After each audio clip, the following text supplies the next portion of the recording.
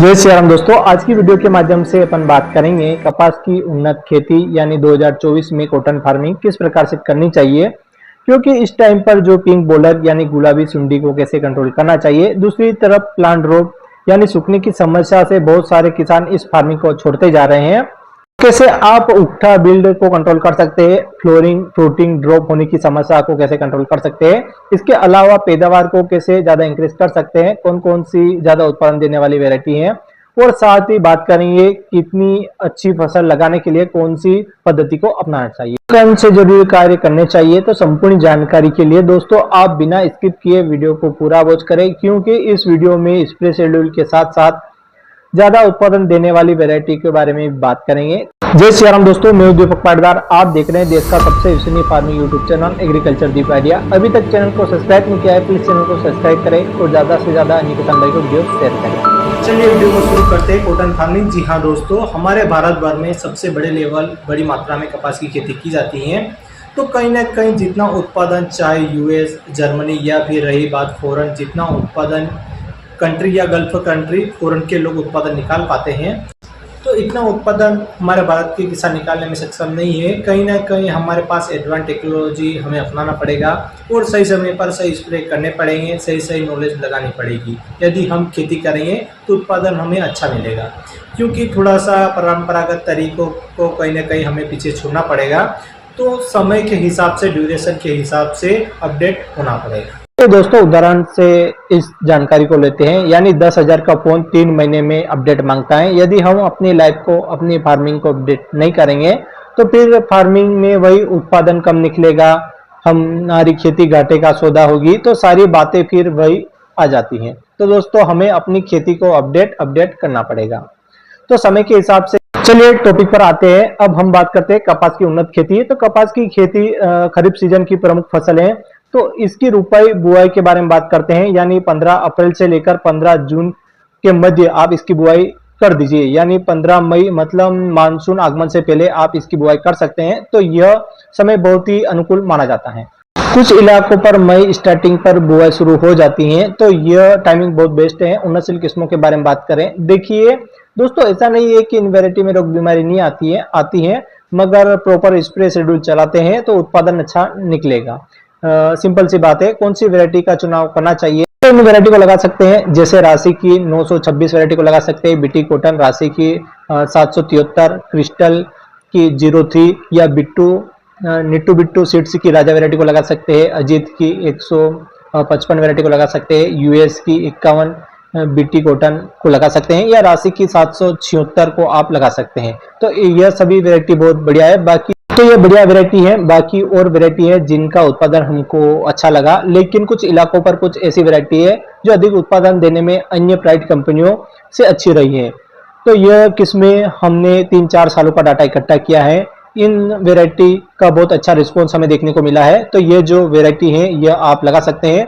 यह 2, 4, 5 खेतों का नहीं है, बल्कि हमने बड़े लेवल पर डाटा इकट्ठा किया है। उस बेस पर हम इन वैरायटी के बारे में आपको बता रहे हैं। यदि आपने इन किस्मों को लगा रखा था, उत्पादन कितना निकला यह कमेंट सेक्शन में जरूर बताएं। आपने कौन सी वैरायटी को लगाया था, कितना उत्पादन निकला, और कहां से आप बिलोंग करते हैं यह भी कमेंट सेक्शन में जरूर बताएं, ताकि अन्य किसान भाइयों की मदद हो सके।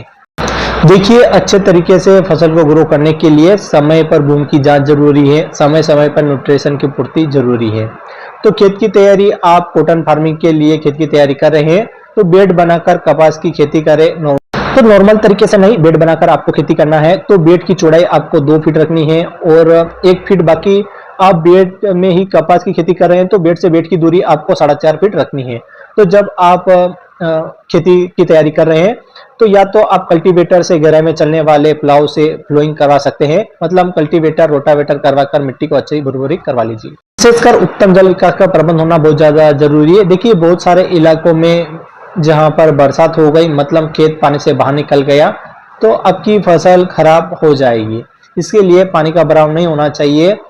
तो रही बात, विशेषकर ध्यान दीजिए, जब आप खेत की तैयारी कर रहे हैं तो ऑर्गेनिक कार्बन की मात्रा बढ़ाने के लिए आप देसी खाद यानी गोबर की खाद का प्रयोग कर सकते हैं। और कपास की खेती कर रहे हैं तो खेत की तैयारी के लिए सबसे ज्यादा जरूरी होती है। मतलब आपको बुआई के समय कौन सी खादों का प्रयोग करना चाहिए। देखिए 2 से 3 ट्राली गोबर की खाद का प्रयोग करना चाहिए। उसके बाद में SSP 50 kilogram, DAP 50 kilogram, zinc यानी जिप्सम 30 किलोग्राम, और आपके एरिया में दीमक की समस्या आती है तो कार्बोफुरान 3 किलोग्राम आपको प्रयोग करना चाहिए। बुआई के समय प्लांट से प्लांट की दूरी यानी पौधे से पौधे की दूरी 2 फीट, लाइन से लाइन की दूरी 4.5 फीट रखनी है। गहराई में बीज की दूरी यानी 3.5 से 4 इंच गहराई पर आप बुआई कर सकते हैं। यदि आप इस हिसाब से ड्यूरेशन के हिसाब से बुआई करेंगे तो कुछ इस प्रकार आपकी फसल शानदार तरीके से देखने को मिलेगी। कितना ज्यादा साफ सफाई रखेंगे आप जो वीडियो पर देख रहे हैं, इस प्रकार यानी देसी यंत्र से मिट्टी को चढ़ाते हैं। तो मिट्टी को चढ़ाने से क्या होता है, मिट्टी आप दोनों साइड से चढ़ाते हैं तो वायु संचरण बढ़ता है, पैदावार बढ़ती है और फसल में नई चाल और बढ़वार देखने को मिलती है। देखिए चाहे एमपी की बात करें, राजस्थान की बात करें या फिर अन्य राज्यों की बात करें, कपास की खेती वह बरसात पर निर्भर करती है। अगर बरसात अच्छी हुई तो कपास की फसल अच्छी होगी, यदि बरसात नहीं हुई तो कपास की फसल चौपट हो जाएगी। तो कुछ डूंगर इलाकों में मैंने देखा, वहां पर मैंने विजिट किया तो सोयाबीन की फसल, कपास की फसल बहुत ज्यादा घाटे का सौदा बन गई थी और वहां पर बरसात बिल्कुल नहीं हुई थी। उसकी वजह से सोयाबीन और कपास एकदम खत्म हो गई थी। अगर आपकी भूमि भी असिंचित है तो फिर आपके पास कोई चांस नहीं है, राम के भरोसे ही रहना पड़ेगा। यदि सिंचाई के साधन आपके इलाके में है तो आप ड्रिप से भी बुआई कर सकते हैं। आवश्यकता अनुसार यदि बरसात नहीं होती है तो उस समय आप बुआई के समय आवश्यकता अनुसार सिंचाई कर सकते हैं।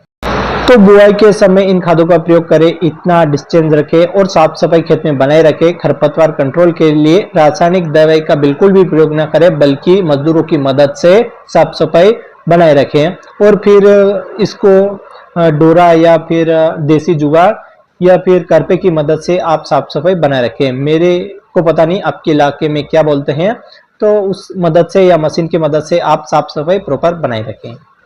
जितना आप खरपतवार कंट्रोल करेंगे, साफ सफाई बनाकर रखेंगे, उतना अच्छा फसल आपकी देखने के लिए मिलेगी।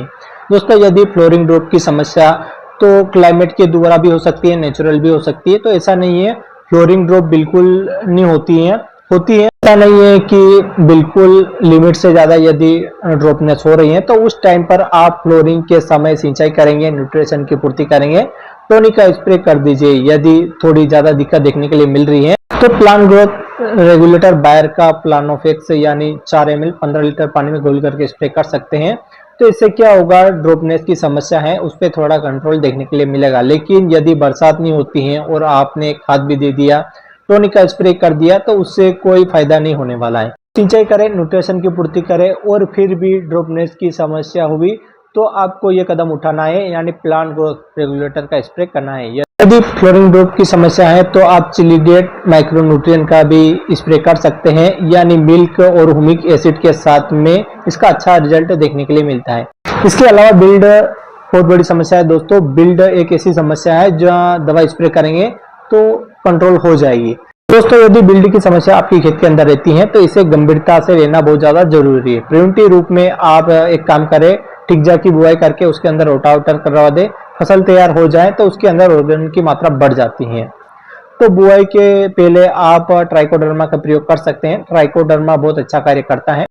तो प्रिवेंटिव में इसके साथ में बीच बीच में हमारी फसल में बिल्ट आ जाए, यानी उकठा रोग आ जाए, यानी फसल सूख जाए, जिससे हमारी कपास का पौधा चलता चलता सूख जाता है, तो इसके लिए एलिट फंगिसाइड और रोको फंगिसाइड ड्रिंचिंग या फिर खाद के साथ मिला करके प्रयोग कर सकते हैं। तो बिल्डर से बहुत अच्छा रिजल्ट देखने को मिलता है। ऐसा नहीं कि बाकी अच्छा रिजल्ट देखने के लिए मिलता है। तो ये काम आप कर सकते हैं। प्रिवेंटिव में एलिट हो या फिर रोको फंगिसाइड हो या ट्राइकोडर्मा प्रिवेंटिव में इस्तेमाल कर सकते हैं। 1 एकड़ में यदि कपास की खेती कर रहे हैं तो 800 ग्राम से लेकर 900 ग्राम सीड की रिक्वायरमेंट पड़ेगी। आपके एरिया में 50 किलोमीटर चलकर कौन सी वेराइटी ने अच्छा परफॉर्म किया, कौन सी उसे उस फसल को भी ट्राई करके देखिए दोस्तों, यानी अनुभवी किसान से जरूर मिले। दोस्तों कभी कभी कपास की फसल पर बड़ी समस्या आती है, तो बढ़वार नहीं हो पा रही है फसल की, ऐसी स्थिति में यानी 35 दिन के आसपास की फसल होती है तो एक स्प्रे आपको लेना है। एनपीके 19-19-19 100 ग्राम, पोषक सुपर 25 ml, सिलिकॉन पाउडर यानी 50 ग्राम, इन तीनों को मिक्स करके 15 लीटर पानी में घोल करके स्प्रे कर दीजिए। तो रिजल्ट अच्छा मिलेगा। तो कपास की फसल पर स्प्रे शेड्यूल बहुत ज़्यादा जरूरी है। जितना ज़्यादा जरूरी पैदावार निकालना उतना ही ज़्यादा जरूरी बीमारी को कंट्रोल करना, क्योंकि यह रोग बीमारी हमारी फसल को खत्म कर देगी। जैसे सफेद मच्छर है, हरा मच्छर हो गया, इसके अलावा गुलाबी सुंडी है, बोलवर्म है, एफिड जेफिड है, थ्रिप्स है, फंगस में जस्ट है, ब्लाइटेड पाउडरी मिल्यूड है, लीफ कर्ल वायरस है, पीलापन है। मैग्नीशियम की कमी के कारण पत्ते में यानी पीलापन आ जाता है। तो बीमारी कई प्रकार की है, समस्या कई प्रकार की है, तो इलाज भी कई प्रकार के हैं। तो स्प्रे शेड्यूल हमें चलाने पड़ते हैं, बीमारी से हम बच सकते हैं। तो कपास की फसल पर स्प्रे शेड्यूल 15 लीटर की दर से है। वो से फर्स्ट स्प्रे जब 40 से 45 दिन के आसपास की फसल होती है, यानी 40 से 45 दिन के बाद, क्यों जब हमारी फसल छोटी होती है तो उसमें इतनी समस्या देखने के लिए मिलती है।